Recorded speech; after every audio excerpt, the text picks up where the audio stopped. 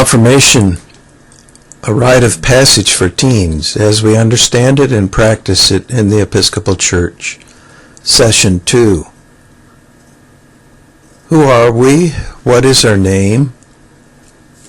The Episcopal Church welcomes you. Perhaps you've seen this on a sign on a city street with the Episcopal shield. The Episcopal Church could be called a particular Christian family. We know that we're not the only Christian family. We believe we can be united in our devotion to Christ with other Christians and have a little bit different mission that gives us a reason to gather and invite others to gather with us. If we are like a family, what are characteristics of families? Families have names.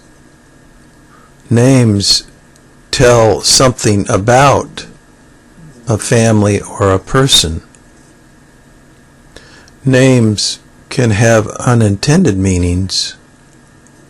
Episcopal is an anagram for, yes, Pepsi Cola. If someone's last name is Cook, perhaps there were people in a family who had that occupation, and so the name Cook came from their occupation. Episcopal means having bishops, so our name tells us that we have bishops, and that's true about us. Having bishops tells us something about our church organization. Episcopal comes from the Greek word meaning bishop, episkopos. In this Greek word you can find parts of words which have come into English. Epi, a prefix, means over, and scope has to do with seeing. Episkopos means overseer. This tells us something about the role of a bishop. When you look at the word in Greek, you notice it's made up of two pies, like the math symbol. The name looks like a college fraternity with lots of Greek letters. The Episcopal Church has had other names. Why? Was there an identity problem? Did we leave our parents? Change our name, or what?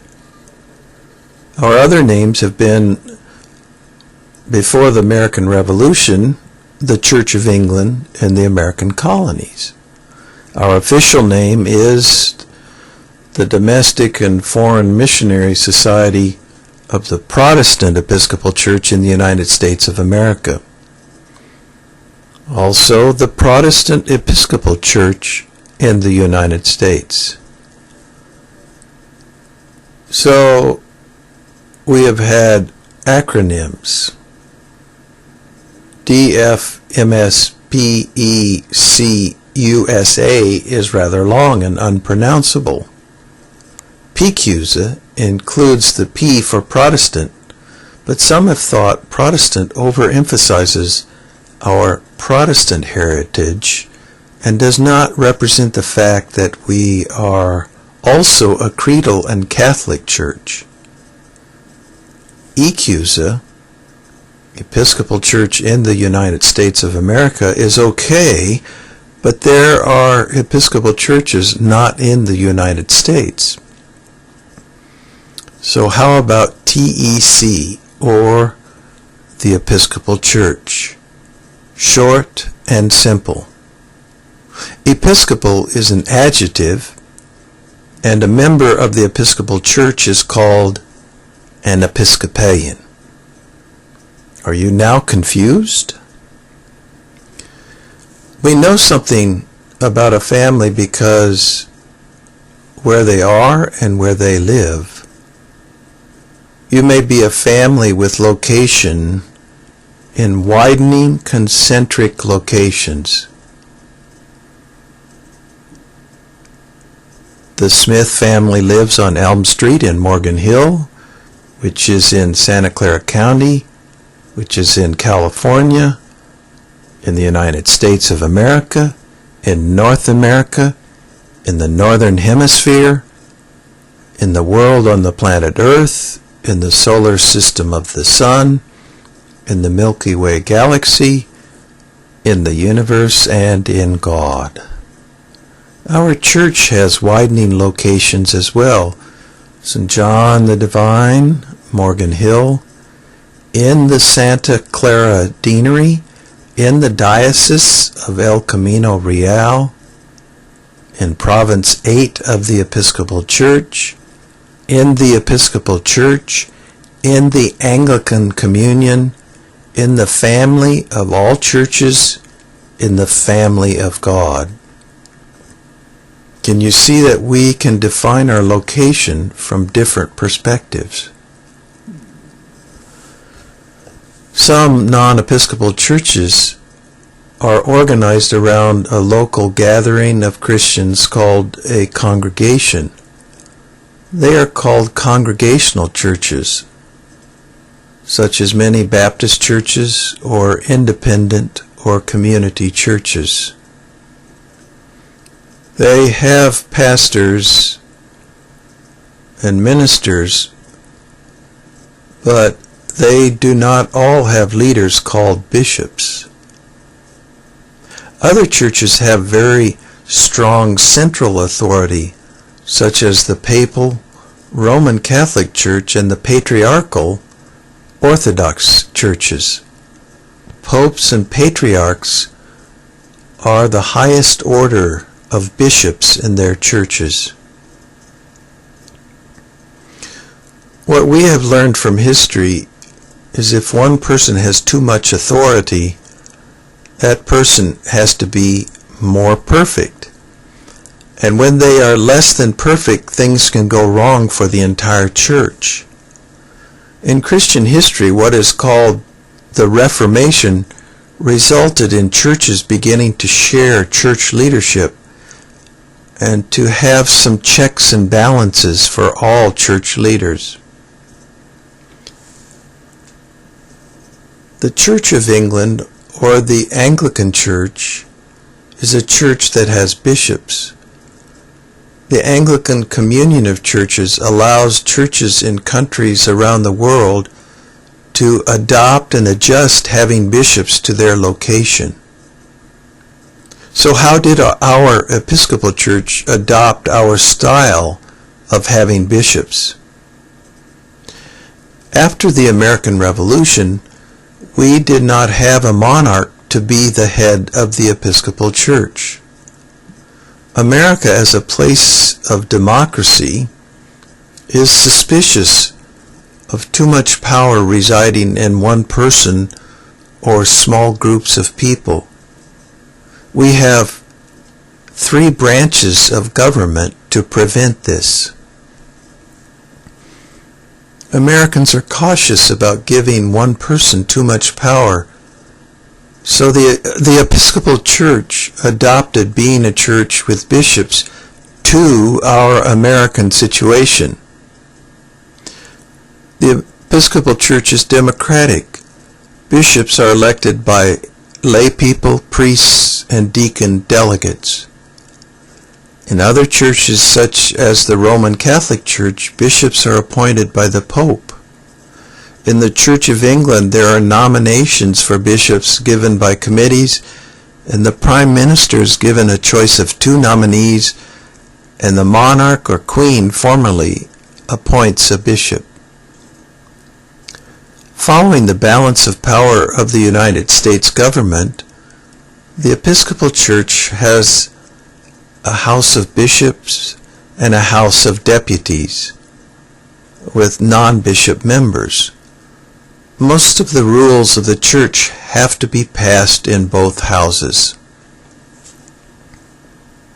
What does having bishops mean? Think of a bishop as a runner on a relay race through history. In a race, a baton is passed on from one runner to the next, and each runner in the race is known and part of the record of the race. Think of the baton as the gospel or the message about Jesus Christ. Jesus handed the gospel to his followers, who gave the gospel to those who came after them. So the gospel has been passed on for about 2,000 years. A baton may get worn or changed, but it stays the same through the race. And so the exchange from one runner to the next to make sure that the same baton is in the race. Having bishops mean that we have a continuous gospel tradition from the time of Jesus. A bishop is also like a runner on a team with supporters who all share in the relay race. A bishop is a symbolic person. A bishop connects with Christians who lived in the past. A bishop connects us with other Christians who are on the Christian team. A bishop does not do all of the work of connecting us with Christians of the past and the present. We all are involved in this work. A bishop reminds us about this connection with past and present Christians. At the consecration or making of a bishop, at least 3 bishops are present to lay hands on the new bishop. A consecration is like the passing of a baton. And you thought bishops were chess pieces that could only move diagonally. The church has bishops not to give powerful leaders, but to remind us all that we are under the authority and leadership of Jesus Christ. The church has bishops to remind us that we received this wonderful gospel from the time of Jesus. The church has bishops to remind us that we belong to a big Christian family. The church has bishops to remind us to share the gospel to others so that the church will survive into the future. We are Episcopalians, and we have bishops because having bishops remind us about our mission and ministry. First, we are under the authority of Christ. We have received the gospel from the time of Jesus. We are connected in friendship and fellowship with other Christians. We are committed to share the gospel to people in the future. So be happy that you are Episcopal people. And you don't have to wear the hat or have the title. You know, the hat is not really headgear for bike or skateboard safety. St. John the Divine is in the Episcopal Diocese of El Camino Real, and our diocese has a bishop.